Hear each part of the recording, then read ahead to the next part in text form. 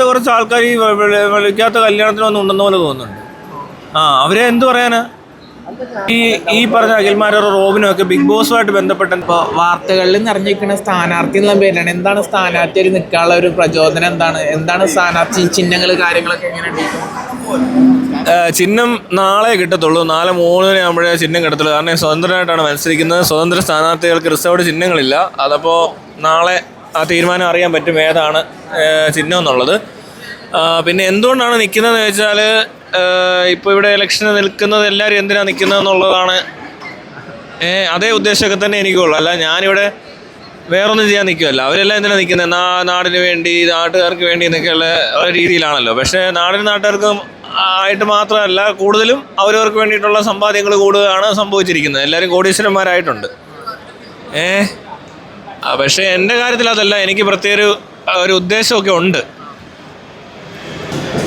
അപ്പോൾ എത്രത്തോളം പ്രതീക്ഷ? അതായത് നമ്മൾ ഉദ്ദേശം എന്താണെന്ന് വെച്ചാൽ, ഞാൻ ഈ ചാരിറ്റി തട്ടിപ്പുകളൊക്കെ നിർത്താൻ വേണ്ടിയിട്ട്, അല്ലെങ്കിൽ അതിനൊരു പെർമനൻറ്റ് സൊല്യൂഷൻ തട്ടിപ്പ് നിർത്താൻ, അതിന് ചാരിറ്റി വിത്ത് ക്ലാരിറ്റി എന്ന് പറഞ്ഞൊരു വെബ്സൈറ്റും ആപ്പും ഒക്കെ ഡെവലപ്പ് ചെയ്യുന്നതിനകത്ത് ഒരു ട്രാൻസ്പെറൻറ്റ് ഫണ്ട് മാനേജ്മെൻറ്റ് സിസ്റ്റമാണ് നമ്മൾ ട്രൈ ചെയ്തത്. അത് വളരെ സക്സസ്ഫുൾ ആണ്. ഒരു കാരണവശാലും ഇനി ചാരിറ്റി തട്ടിപ്പ് ഫണ്ട് റേസിങ് നടക്കത്തില്ല. അപ്പോൾ അതേ സിസ്റ്റം ഞാൻ ആലോചിച്ചപ്പോൾ ഗവൺമെൻറ്റിലോട്ട് നമുക്ക് ഇൻസ്റ്റാൾ ചെയ്യാൻ പറ്റും. അതായത് ഗവൺമെൻറ് ട്രാൻസ്പെറൻ്റ് ആയി കഴിഞ്ഞാൽ തട്ടിപ്പ് നിൽക്കും. നമ്മുടെ നാട്ടിലെ ഏറ്റവും വലിയ പ്രശ്നം എന്ന് പറഞ്ഞാൽ കറപ്ഷനാണ്. ഈ അഴിമതിയും അനാസ്ഥയാണ് നമ്മുടെ നാടിൻ്റെ ശാപം. ഇവിടെ ഡെവലപ്മെൻ്റ് ഉണ്ടോ എന്ന് ചോദിച്ചാൽ ഉണ്ട്, ഇല്ലെന്നൊന്നും പറയുന്നില്ല. പക്ഷേ അതിലെ ഈ അഴിമതി അനാസ്ഥയെ കൊണ്ടൊന്ന് മാറ്റിക്കഴിഞ്ഞാൽ എത്ര ഭംഗിയായിരിക്കും എന്ന് ആലോചിച്ചാൽ മതി. നമ്മൾ സാറ്റിസ്ഫൈഡ് ആണോ അല്ലെങ്കിൽ ഫുള്ളി സാറ്റിസ്ഫൈഡ് അല്ല, മനസ്സിലാകുന്നുണ്ടോ? ഒരുപാട് മാറ്റങ്ങളിവിടെ വരുത്താറുണ്ട്. ഒരു കാരണവശാലും ഒരാൾക്ക് ഒരു അഴിമതി നടത്താനുള്ള അവസരം നമ്മൾ കൊടുക്കത്തില്ല. അതിനുള്ളൊരു സൊല്യൂഷൻ നമുക്കിത് ഈ ട്രാൻസ്പെറൻസി വഴി നടത്താൻ പറ്റും. ഈ ട്രാൻസ്പെറൻ്റ് ആയി കഴിഞ്ഞാൽ പബ്ലിക്കിന് ഓഡിറ്റ് ചെയ്യാൻ പറ്റും. ഈ പബ്ലിക് ഓഡിറ്റ് എന്ന് പറഞ്ഞാൽ ലോകത്തിന് എവിടെ ഇരുന്ന് വേണമെങ്കിലും ലോകത്തിലുള്ള ഏതൊരു മനുഷ്യനും ഓഡിറ്റ് ചെയ്യാൻ പറ്റും. അങ്ങനെ ഒരു ഓഡിറ്റ് നടന്നാൽ എല്ലാ കുറ്റങ്ങളും ചൂണ്ടിക്കാട്ടി ആ കുറ്റങ്ങൾക്ക് സൊല്യൂഷൻ കണ്ടുപിടിക്കുന്നത് നമ്മളൊക്കെ തന്നെയാണ്. താനൊരു പ്രശ്നം കണ്ടുപിടിച്ച് തനിക്ക് അതിന് സൊല്യൂഷൻ ഉണ്ടെങ്കിൽ താനങ്ങ് സോൾവ് ചെയ്താൽ മതി. ഇത് ഗവൺമെൻറ്റാണ്. ഗവൺമെൻറ് എന്ന് പറഞ്ഞാൽ നമ്മളൊക്കെ തന്നെ അല്ലേ. ഇന്നത്തെ എന്തിനാണ് രഹസ്യവും മറയൊക്കെ? നമ്മുടെ പ്രശ്നങ്ങൾ നമുക്ക് എല്ലാവർക്കും കൂടി വേണേൽ പരിഹരിക്കരുതോ? അതിനകത്ത് ആ ഒരു രീതിയിലാണ് ഞാൻ അതിനെ എല്ലാം നോക്കി കാണുന്നത്, മനസ്സിലാകുന്നുണ്ട്. അല്ലാതെ ഇതൊരു കൂട്ടം ആൾക്കാരുടെ പണിയൊന്നുമല്ല. ഇത് എല്ലാവരുടെയും കൂടെ ഉള്ള ഒരു സ്ഥാപനം തന്നെയാണ്. അപ്പോൾ അതിനകത്ത് അത്രയും എന്താ പറയുക, പാർട്ടിസിപ്പേഷൻ പൊതുജനത്തിന് വേണം. പൊതുജനം എല്ലാം കാണണം, അറിയണം. കണക്കിനെയും തെളിവിനെയും അല്ലാതെ വേറെ വ്യക്തികളെയോ പ്രസ്ഥാനങ്ങളെയോ വിശ്വസിക്കത്തില്ല, മനസ്സിലായി? നമുക്കൊന്നും എന്നെ വിശ്വസിച്ചല്ല ഇത് ചെയ്യേണ്ടത്. ഞാനിപ്പോൾ ഇത് ചെയ്യുന്ന ഒരാളെന്നുള്ളതേ. ആ സിസ്റ്റത്തെ മാത്രമേ വിശ്വസിക്കാവൂ. വിശ്വസിക്കാന്നല്ല, സിസ്റ്റത്തെയും വിശ്വസിക്കരുത്. സിസ്റ്റത്തെ ചെക്ക് ചെയ്തുകൊണ്ടേ ഇരിക്കുക നിരന്തരം. സിസ്റ്റത്തിനെ നിരന്തരം ഓഡിറ്റ് ചെയ്തുകൊണ്ടിരിക്കുക. എത്ര പേരാ? 3.5 കോടി ജനം, മനസ്സിലായി? അപ്പോൾ ആ സിസ്റ്റം ആയിരിക്കും ഏറ്റവും നല്ല സിസ്റ്റം. കാരണം അത്രയും പേരുടെ ഓഡിറ്റിന് വിധേയനാവുക, അതുപോലെ തന്നെ അത്രയും പെട്ടെന്ന് തന്നെ ഇത്രയും മനുഷ്യരോട് ചേർന്ന് ഓരോ പ്രശ്നങ്ങൾക്ക് പരിഹാരം കണ്ടെത്തുക എന്നൊക്കെ പറഞ്ഞാൽ ലോകത്തിൽ 1-ാം നമ്പറാവും. അമേരിക്ക ആക്കാനൊന്നും നിൽക്കേണ്ട. അമേരിക്ക കേരളത്തിൽ വരും, മനസ്സിലായി? കേരളം കണ്ടിട്ട് അമേരിക്ക പറയും, കേരളം പോലെ അമേരിക്ക എന്ന് പറയാൻ തുടങ്ങും, മനസ്സിലാവുന്നുണ്ട്? അതാണ് നമുക്ക് ആവശ്യമില്ല. അത് അമേരിക്ക പോലെ കേരളം ആക്കേണ്ട ആവശ്യമില്ല. അമേരിക്കയേക്കാൾ ബെറ്റർ ആക്കാൻ പറ്റും. അതിൻ്റെ ഒറ്റ കാരണമേ ഉള്ളൂ. നീ അങ്ങനെ വേണേൽ ആലോചിച്ചോ. ഇവിടെ എല്ലാവരും തൊഴിലെടുത്ത് തന്നെ ജീവിക്കുന്നത്. മലയാളി ലോകത്ത് എല്ലായിടത്തും ജോലി ചെയ്യുന്നുണ്ട്. മലയാളികൾ എല്ലാവർക്കും അറിയാം, മലയാളി പൊളിയാണ്, നമ്പർ 1 ആണെന്നൊക്കെ പറയും. ആരും അധ്വാനിക്കാതെ ജീവിക്കുന്നവരിവിടെ ഇല്ല. ഈ മന്ത്രിമാരൊന്നും വീട്ടിൽ പശുവിനെ വളർത്തി പാല് കറന്ന് വിറ്റിട്ട് കൊണ്ടുവരുന്ന പൈസയ്ക്കൊന്നും അല്ല ഇവിടെ ഓരോന്ന് പണിത് വെക്കുന്നത്. റോഡ് പണിയുന്നതാണേലും ബിൽഡിംഗ് എന്ത് പ്രോജക്റ്റ് ആണേലും ഇതങ്ങോട്ട് ആരുടെ വേണ്ടി എടുത്തു കൊടുത്തു എന്നൊക്കെ പറയുന്ന പരിപാടിയൊക്കെ ഉണ്ടല്ലോ. അതൊന്നും അങ്ങനെയല്ല ഇത് ചെയ്യേണ്ടത്, മനസ്സിലാവുന്നുണ്ടോ? അത് നമ്മുടെയൊക്കെ പൈസയ്ക്ക് നമ്മൾ തന്നെ ഉണ്ടാക്കുന്നത്, നമ്മൾ തന്നെ മോണിറ്റർ ചെയ്ത് നടത്താന്നേ. പിന്നെ ഇവരെയൊക്കെ ജോലിക്ക് വെച്ചേക്കുന്നവരാ, മനസ്സിലായില്ലേ? ആ സ്ഥാനത്തേക്ക് നമ്മൾ എലക്ട് ചെയ്ത് വിടുമ്പോൾ അതിനുള്ള ക്വാളിഫിക്കേഷൻ ഒക്കെ വേണം. അതില്ലാത്തൊരവസ്ഥ ഇപ്പോൾ വരുന്നേക്കുണ്ട്. അത് നമ്മൾ മാറ്റിയെടുക്കണം. പ്രചരണം കാര്യങ്ങളൊക്കെ എങ്ങനെ ഉണ്ടാവുന്ന? പ്രചരണങ്ങൾ എന്ന് പറഞ്ഞാൽ അങ്ങനെ വ്യത്യസ്തമായ പ്രചരണം ഒന്നുമില്ല. ഞാൻ ഒരു മൈക്ക് അനൗൺസ്മെൻറ്റും പിന്നെ എല്ലാ ദിവസവും എൻ്റെ ചാനൽ, അതായത് അജു അലക്സ് തിരുവല്ല 2026 എന്ന് പറഞ്ഞിട്ടൊരു പേജുണ്ട്, ഫേസ്ബുക്ക് പേജുണ്ട്, അജു അലക്സ് തിരുവല്ല 2026. ഈ ചാനലിനകത്ത് എല്ലാ ദിവസവും വൈകുന്നേരം ഒരു 8 മണി കഴിയുമ്പോൾ ലൈവ് ഉണ്ടായിരിക്കുന്നതാണ്. ആ സാധനം അനൗൺസ് ചെയ്തുകൊണ്ടാണ് നമ്മുടെ പ്രചരണ വാഹനം തിരുവല്ലയിലൂടെ കറങ്ങുന്നത്. അപ്പോൾ കാണുമ്പോൾ ആൾക്കാർ ലൈവിന് വരും. ഉച്ചയ്ക്ക് ഒരു 12 മണി മുതൽ, രാവിലെ ഒരു 9 മുതൽ 12 മണി വരെ ലൈവ് ഉണ്ടാവും. ആ സമയത്ത് നമ്മുടെ പ്രചരണ വാഹനം ഈ ലൈവ് അനൗൺസ് ചെയ്യേണ്ടതായിരിക്കും പോകുന്നത്. അപ്പോൾ ഈ എന്താ പറയുക, ആളുകൾക്ക് നമ്മളായിട്ട് ഇൻട്രാക്ട് ചെയ്തുകൊണ്ടേ ഇരിക്കാം തിരുവല്ലക്കാർക്ക്, മനസ്സിലാവുന്നുണ്ടോ? അതാണ് പ്രചരണ രീതി. ഇത് ആദ്യമായിട്ടാണ് ഇങ്ങനെ ആരെങ്കിലും ചെയ്യുന്നത്. ഇനി മറ്റുള്ള സ്ഥാനാർത്ഥികൾക്ക് വേണമെങ്കിൽ ട്രൈ ചെയ്യാം. അപ്പോൾ നിങ്ങൾ ചോദിക്കുന്ന ചോദ്യങ്ങൾക്കൊക്കെ നിങ്ങൾ ഉത്തരം പറഞ്ഞാൽ മതി. അവിടെ ഒരു ട്രാൻസ്പെറൻസി വരട്ടെ. നടന്നുകൊണ്ടിരിക്കുന്ന സ്ഥാനാർത്ഥികളെ പ്രചരണം കണ്ടിട്ട് എന്താ തോന്നുന്നത്? അതൊക്കെ വളരെ എന്താ പറയണ്ടേ, ട്രഡീഷണലായ ഒരു പ്രചരണം പോലെ തോന്നിയിട്ടുള്ളൂ. അന്ന് എന്നും ഇതേ പ്രചരണമാണ്. അവരൊക്കെ എന്നും പറഞ്ഞുകൊണ്ടിരിക്കുന്നത് തന്നെ പറഞ്ഞുകൊണ്ടിരിക്കുക. ഇവരൊക്കെ പരസ്പരം തമ്മിൽ തല്ലുന്നതൊക്കെ കാണുന്നത്. ഞാനങ്ങനെ തമ്മിൽ തല്ലൊന്നും ഇതുവരെ പറഞ്ഞില്ലല്ലോ. പുതിയൊരു സാധനം കൊണ്ടുവരുമെന്നല്ലേ പറഞ്ഞുള്ളൂ. അതിനകത്ത് എല്ലാ പ്രശ്നങ്ങളും പരിഹരിക്കപ്പെടുമെന്നാണ് പറയുന്നത്.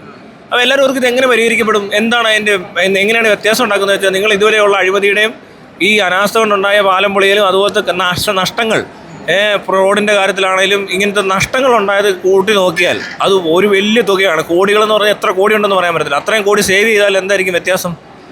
പിന്നെ പോട്ടെ, ഇവിടെ കോടീശ്വരന്മാരായ ആൾക്കാരൊക്കെ കണ്ടില്ലേ, മന്ത്രിമാരെല്ലാം കോടീശ്വരന്മാരാകുന്നത്.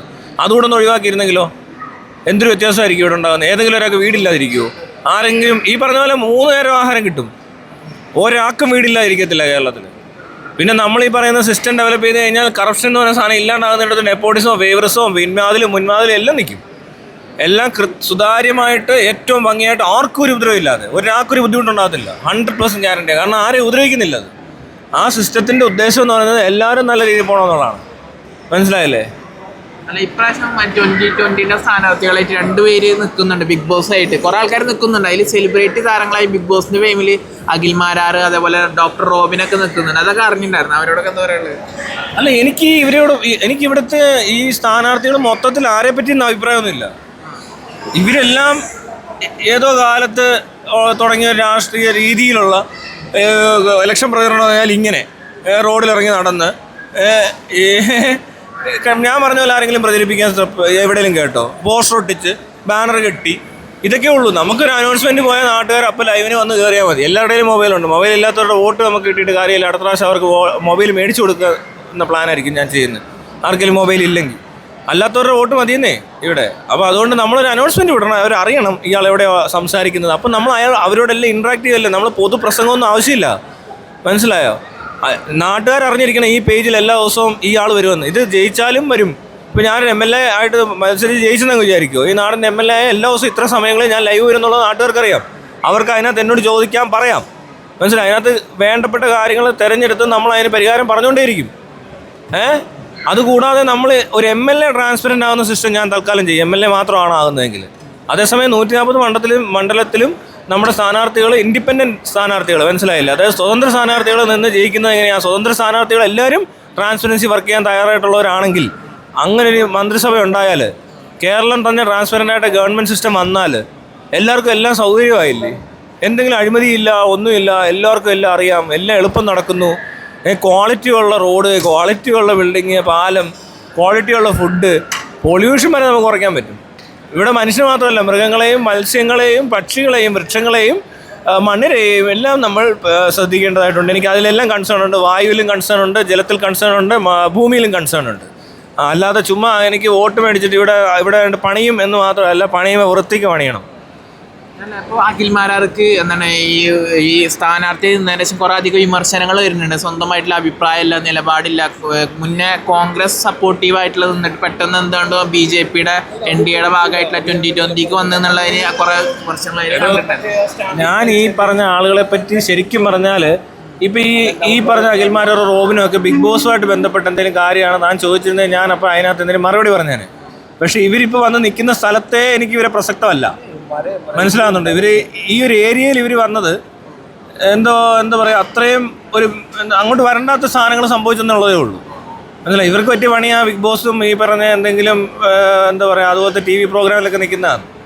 അല്ലാതെ ഈ ഏരിയയിലൊക്കെ വന്ന് നിൽക്കുന്നവരെ പറ്റി ഒന്നും പറയാനില്ല. മനസ്സിലായോ? അവരെന്തിനാ ഇവിടെ? എനിക്ക് മനസ്സിലാകുന്നില്ല. അവരെ പറ്റി എന്ത് പറഞ്ഞിട്ടും കാര്യമില്ല. കാരണം അത് അവിടെ വരണ്ടാത്ത കുറച്ച് ആൾക്കാർ ഈ വിളിക്കാത്ത കല്യാണത്തിനൊന്നും ഉണ്ടെന്ന പോലെ തോന്നുന്നുണ്ട്. അവരെ എന്ത് പറയാനാ? അവരൊന്നും പറയാനില്ല. അവരിവിടെ കൺസിഡർ ചെയ്യേണ്ട ആവശ്യം പോലും ഉണ്ടെന്ന് എനിക്ക് തോന്നുന്നില്ല. അവരെന്താ പറഞ്ഞുകൊണ്ടിരിക്കുന്നത് ഇവിടെ? ഇവരൊക്കെ എന്താ സംസാരിച്ചുകൊണ്ടിരിക്കുന്നത്? ഇവർ പരസ്പരം തമ്മിൽ പരിപാടിയല്ലേ? അവനെ കുറ്റം പറഞ്ഞ് ഇവൻ ചെയ്തില്ല, അവൻ ചെയ്തില്ല എന്ന് അടുത്ത പ്രാവശ്യം ഇവർ വരുമ്പോൾ പറയും മറ്റവൻ അത്. ഇവരൊക്കെ ജയിക്കുന്നവരെ അടുത്ത പ്രാവശ്യം വേറൊരു പ്രതിപക്ഷം വന്നിട്ട് പറയുന്നത് അവരതൊന്നും ചെയ്തില്ല, ഇതൊന്നും ചെയ്തില്ല, ഇവരിത്ര അഴിമതിയെടുത്ത് ഇത് തന്നെ കേട്ടോണ്ടിരിക്കുന്നത്. അതിവിടുത്തെ സകല പാർട്ടിക്കാർ അത്ര ചെയ്യുന്നുള്ളൂ. ഇതൊരു കണ്ണി പൊടിയിടലാണ്. അതായത് നമ്മളൊരിക്കലും യഥാർത്ഥ പ്രശ്നങ്ങളിലേക്ക് എത്താതെ ഈ അങ്ങോട്ടും ഇങ്ങോട്ടും തല്ലുണ്ടാക്കിയിട്ട് അവനെയൊക്കെ ബെറ്റർ ഞാനാന്നേ പറയുന്നുള്ളൂ. എന്നാൽ ഞാൻ അങ്ങനെ പറയുന്നില്ല. ഞാൻ ഇവർ മോശമാണെന്നും പറയുന്നില്ല. ഞാൻ സാറ്റിസ്ഫൈഡ് ഒക്കെയാണ് പല കാര്യങ്ങളിലും. പക്ഷേ ഈ കാര്യത്തിൽ ഇവിടെ കറപ്ഷൻ എന്ന സാധനം ഒഴിവാക്കാം എന്ന് പറഞ്ഞ് വന്നേക്കുന്ന ഒരാളെ പോലും ഞാൻ കഴിഞ്ഞ 10 വർഷമായിട്ട് കണ്ടിട്ടില്ല, ഇപ്പോഴും കാണുന്നില്ല. ഒരു യുവ നേതാവും പറയുന്നില്ല കറപ്ഷൻ എന്ന് പറഞ്ഞതും ഈ പറഞ്ഞ പോലെ പലരുടെയും ഈ പറഞ്ഞ പോലെ എന്താ പറയുക ജോലിയിൽ ഉത്തരവാദിത്തം ഇല്ലാത്ത കാര്യങ്ങൾ, ഉത്തരവാദിത്തപ്പെട്ടവർക്ക് ഉത്തരവാദിത്തം ഇല്ലാത്ത അവസ്ഥ, ഈ സിസ്റ്റത്തിൻ്റെ മൊത്തത്തിലുള്ള ഫെയിലിയർ, ഇതിനെ ഒന്നും കറക്റ്റ് ചെയ്യാന്ന് പറഞ്ഞാൽ ഒരാളും വരുന്നില്ല. അവരപ്പോഴും അത് കൊണ്ടുവരാം ഇത് കൊണ്ടുവരാം, മറ്റൊരു കൊണ്ടുവന്നില്ല, അത് ചെയ്തില്ല ഇത് ചെയ്തില്ല. ഇതല്ല വേണ്ടേ. ഇത് അന്ന് തീരുന്ന പ്രശ്നമാണ്. മനസ്സിലായോ?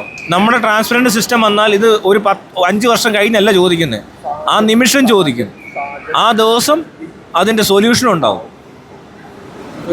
ഒരു സാധാരണ ജനത എന്നതിലില്ലേ ഈ പിണറായി വിജയന്റെ 10 വർഷത്തെ ഭരണത്തെ എങ്ങനെ നോക്കി കാണണം? ഞാൻ പറഞ്ഞില്ല, ഞാൻ ഈ 10 വർഷത്തെ ഭരണമെന്ന് പറയുന്നതിന് അത്രയ്ക്കങ്ങ് എന്താ പറയണ്ടേ അൺസാറ്റിസ്ഫൈഡ് ആയിട്ടുള്ളൊരു വ്യക്തിയൊന്നുമല്ല. നമ്മുടെ ഇവിടെ ഇപ്പോൾ ഉള്ളതിൽ, അതിപ്പോൾ ഇതുവരെ നടന്നിട്ടുള്ളതിലൊക്കെ വെച്ച് നോക്കിയാൽ ആ ഒരു മര്യാദ തന്നെ നടന്നിട്ടുള്ളൂ. എക്സ്ട്രാ ഭയങ്കര സംഭവം നടന്നിട്ടില്ല. മനസ്സിലായി? അമേരിക്ക ആണോ എന്ന് ചോദിച്ചാൽ അമേരിക്ക ഒന്നുമല്ല. മനസ്സിലായില്ലേ? പക്ഷേ ഇവിടെ വേണ്ട കാര്യങ്ങൾ നടന്നിട്ടുണ്ട്, വികസനമൊക്കെ ഉണ്ടായിട്ടുണ്ട്. എന്നാൽ എനിക്ക് ഈ പറഞ്ഞ പ്രശ്നം ഉള്ളത് കൊണ്ട് ഇപ്പോൾ പിൻവാതിൽ നിയമനങ്ങളെക്കുറിച്ച് പറഞ്ഞു, അല്ലെ വേറെ എന്തെങ്കിലും പ്രശ്നങ്ങളെക്കുറിച്ചൊക്കെ ഇച്ചിരി അഴിമതികളൊക്കെ നടന്നു എന്നൊക്കെ കേൾക്കും. പലരും അഴിമതി ആരോപണങ്ങൾ നടത്തും. മനസ്സിലാവുന്നുണ്ടോ? ഇതില്ലെന്നേ, അത് വേണ്ട, അതുകൂടി ഇല്ലയെന്ന് എത്ര നല്ലതാണ്. അതാണ് എൻ്റെ ആവശ്യം. ഞാൻ അങ്ങോട്ട് എത്തുന്നത്. ഞാൻ 10 വർഷം ടൈം ഇട്ടിട്ടുണ്ട് ഈ പ്രൊജക്റ്റിന്. 2036 നോക്കിയോ കേരളത്തിലെ എല്ലാ മണ്ഡലത്തിലും ഈ ട്രാൻസ്പെറൻസി എന്ന് പറഞ്ഞ ആൾക്കാർ മത്സരിക്കുന്ന കാണാൻ പറ്റും. അല്ല, അപ്പോൾ പിണറായി ഭരണം തുടരണമെന്ന് ആഗ്രഹിക്കുന്നുണ്ടോ? എനിക്ക് അങ്ങനെ ഒരാഗ്രഹവും ഇല്ല. എൻ്റെ ആഗ്രഹം ഇതാണ്, എനിക്ക് മുഖ്യമന്ത്രി ആവണമെന്നുള്ളതാണ്. അതായത് 2036 ഇപ്പം ഇല്ല. ഇപ്പം എനിക്ക് ജയിച്ചാലും തോറ്റാലും പ്രശ്നമല്ല. ആദ്യം നിൽക്കുന്നവരെല്ലാം ജയിക്കണമെന്ന് നിർബന്ധമൊന്നുമില്ല. അങ്ങനെ ജയിക്കത്തൊന്നുമില്ല. അങ്ങനെ ജയിച്ചാലും ജയിച്ചില്ലാലും ഇപ്പം എന്തെങ്കിലും പറ്റി എന്നെ എല്ലാവരും ജയിപ്പിച്ചെന്ന് വിചാരിക്കും. എനിക്ക് ആകെ ചെയ്യാൻ പറ്റുന്ന ഒരേ ഒരു കാര്യം എന്ന് പറയുന്നത് എന്നെ ഏർപ്പാടായിരിക്കും എൻ്റെ തൊഴിലില്ലേ, എന്നെ ഒരു റെസ്പോൺസിബിലിറ്റി തന്നിട്ടില്ലേ. ജോബ്സ് ആൻഡ് റെസ്പോൺസിബിലിറ്റീസ് എന്താണെന്നുള്ളത് എല്ലാവർക്കും ഞാൻ കാണിച്ചു കൊടുത്തിട്ട് ആ ജോബ്സ് ആൻഡ് റെസ്പോൺസിബിലിറ്റീസ് വിസിബിളായിട്ട് ട്രാൻസ്പെറൻ്റ് ആയിട്ട് ചെയ്ത് കാണിക്കുന്നത് സീറോ കറപ്ഷനെ ഞാൻ ചെയ്ത് കാണിച്ചു തരാം. അങ്ങനെ എല്ലാ MLAയും ട്രാൻസ്പെറൻ്റ് ആക്കാൻ പറ്റുമെന്ന് ഞാൻ പറയാം. അപ്പോൾ അല്ല, ഈ 10 വർഷത്തെ പ്രതിപക്ഷത്തെ എങ്ങനെ നോക്കി കാണുന്നത്? പ്രതിപക്ഷം എന്ന് പറഞ്ഞാൽ പക്ഷേ ഇല്ലായിരുന്ന ശരിക്കും പറഞ്ഞാൽ. അവർ ഈ അവസാനം ഇലക്ഷൻ ആയപ്പോൾ മാത്രം കണ്ട ഒരു പ്രത്യേകതരം പ്രൊട്ടസ്റ്റൊക്കെ കണ്ടിട്ടുള്ളൂ. അതിനിടയ്ക്ക് ഒത്തിരി അവസരങ്ങളിൽ പ്രൊട്ടസ്റ്റ് നടന്നിട്ടില്ല ഇവിടെ. അവരെ ഒരു ഇലക്ഷന് മുൻകണ്ടുകൊണ്ട് മാത്രം നടത്തിയ കുറച്ച് ഗിമ്മിക്സ് അല്ലാതെ പ്രതിപക്ഷത്തിന് വലിയ റോളൊന്നും ഈ നാട്ടിലില്ലായിരുന്നു. സപ്പോസ് UDF ഭരിക്കുകയാണെങ്കിൽ ആര് നേതാവാണോ അല്ലെങ്കിൽ മുഖ്യമന്ത്രിയായിട്ട് ആഗ്രഹിക്കുന്നത്? എനിക്ക് അങ്ങനെ ഒരാളെയും പറയാനില്ലെന്നേ. നമ്മൾ എങ്ങനെ ആരെ കാണിച്ച് പറയാം? അതിനകത്ത് ഏതവനെ കാണിച്ച് പറയണ്ടേ? VD സതീശൻ എന്ന പേര് കുറവ് ഉന്നയിക്കുന്നുണ്ട് പലരും. തമ്മിൽ ഭേദം തൊമ്മൻ എന്ന പോലെ വല്ലതും പറയുന്നതായിരിക്കും. അല്ല, എനിക്ക് അതിനകത്ത് വലിയ താല്പര്യമൊന്നുമില്ല. എനിക്ക് അങ്ങനത്തെ ഈ വ്യക്തികൾ ആരിലും എനിക്കൊരു എന്താ പറയണ്ടേ ഒരു ഫ്യൂച്ചർ ഉള്ളതായിട്ട് തോന്നുന്നില്ല. മനസ്സിലായില്ലേ? ഇവരെല്ലാം ഈ പഴഞ്ചൻ പരിപാടിയാന്നേ. ഒരു കാര്യമില്ല, അത് ശരിയല്ല അങ്ങനെ ചെയ്യുന്നത്. അത് ഈ ഒരു എന്താ പറയുക ഭയങ്കര ഔട്ട്ഡേറ്റഡ് ആയിട്ടുള്ള ആൾക്കാരെ പോലെ തോന്നും. മനസ്സിലായില്ലേ? ഒട്ടും ഫ്യൂച്ചറിസ്റ്റിക് അല്ല, ഒരു വിഷൻ ഇല്ല. ഇവരിപ്പോഴും ഞാൻ പറഞ്ഞില്ല, ഇവർ പരസ്പരം തല്ലാണ് നടന്നുകൊണ്ടിരിക്കുന്നത് ഇവിടെ. ഇപ്പോൾ VD സതീശൻ എന്ന് പറഞ്ഞ ആൾ മാത്രമേ മുഖ്യമന്ത്രി ആവാനുള്ളൂ, രമേശ് ചെന്നിത്തല ആവണോ എന്നൊക്കെ ചോദിച്ചു കഴിഞ്ഞാൽ ഇതിനകത്ത് എല്ലാവരും നമുക്കറിയാം. ഇവിടെ ഇപ്പോൾ കമ്മ്യൂണിസ്റ്റ് പാർട്ടി വരുവാണെങ്കിൽ ഉടനെ പിണറായി വിജയൻ തന്നെ ആവണം, അങ്ങനെ ആവത്തുള്ളൂ. പക്ഷേ പിണറായി വിജയനോട് ഇപ്പോൾ ആൾക്കാർക്ക് താല്പര്യമില്ല. പലർക്കും ഭരണവിരുദ്ധ വികാരം എന്നൊക്കെ പറഞ്ഞൊരു സാധനം നടക്കുന്നുണ്ട്. അതെന്താണെന്ന് എനിക്ക് മനസ്സിലായില്ല. അവരെ കൊണ്ട് ചെയ്യാൻ പറ്റുന്നതൊക്കെ അവർ ചെയ്തിട്ടുണ്ട്. ഇനി ഇവരെ കൊണ്ട് എന്താ ചെയ്യാൻ പറ്റുമെന്ന് വെച്ചാൽ എനിക്ക് പ്രതീക്ഷയുള്ളത് ഈ പ്രാവശ്യവും LDFൻ്റെ ഭരണത്തിൽ തന്നെ ആയിരിക്കും കേരളം. അല്ലാതെ വേറെ ഒരു സാധ്യത കാണുന്നില്ല. കേരളത്തിലില്ല, ഭൂരിഭാഗം ആൾക്കാരെ എതിർത്ത് നിൽക്കുന്ന പാർട്ടിയാണ് BJP. അപ്പോൾ എന്നെങ്കിലും BJP എന്ന കേരളത്തിൽ ഭരിക്കുന്ന അല്ലെങ്കിൽ മുഖ്യമന്ത്രിയായിട്ട് BJPക്ക് അങ്ങനെ ഒരു അവസ്ഥ എത്തണമെന്നുണ്ടെങ്കിൽ കുറേ സമയമെടുക്കും. അങ്ങനെ സമയമെടുത്ത് വരുമ്പോൾ ഇന്ത്യയിലെ ഈ മറ്റേ സെൻട്രലിലെ BJP ഔട്ടായി കാണും. അപ്പോഴായിരിക്കും കേരളത്തിൽ ഒരു 4 സീറ്റ് കിട്ടാൻ പോകുന്നത്. എന്നാൽ അവിടെ എല്ലാവരും തൂത്തുവാരി കഴിയുമ്പോൾ ഇവിടെ ആരും പിടിക്കും. അത്രയും സമയമെടുത്ത് അതിൻ്റെ ഒരു കുഴപ്പം അതാ. BJP എന്നും അങ്ങനെ നിൽക്കുന്നത്. ഇപ്പോൾ കോൺഗ്രസ് ഇല്ലാണ്ടാവുമെന്ന് ആരും വിചാരിച്ചു? കോൺഗ്രസ് ഇല്ലാണ്ടാവുമെന്ന് ആരും വിചാരിച്ചതല്ല.